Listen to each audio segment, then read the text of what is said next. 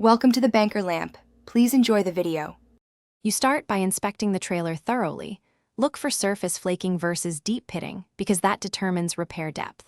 Put on gloves, eye protection, a dust mask. You'll be creating metal dust. Remove loose parts and grease with a degreaser so the surface bonds better.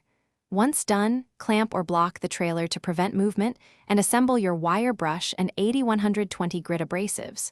Don't delay. Begin with mechanical removal now, because chemical treatments work best on clean metal. You now remove rust mechanically. Use a stiff wire brush for surface flakes and a grinder where pitting is deep. Keep short, controlled passes to avoid gouging. After removing visible corrosion, sand the area to bright metal and feather the paint edges with 120 then 240 grit so coatings will adhere smoothly. Wipe the metal with solvent to remove dust and oils.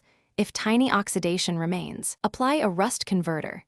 This neutralizes iron oxides and primes the surface. You finish by applying an appropriate primer, epoxy or zinc-rich. Because primers stop rust from returning, apply thin, even coats and allow full cure. Make sure to seal seams and welds, then top coat with marine-grade paint or rubberized undercoating for abrasion resistance. Once cured, reassemble components and check fasteners with thread locker where needed. If you see bubbling or flaking, stop, strip back to bright metal, confirm dryness and cleanliness, and repeat primer. This troubleshooting step fixes adhesion failures quickly. Thanks for watching. If this was helpful, leave a like and consider subscribing. See you next time.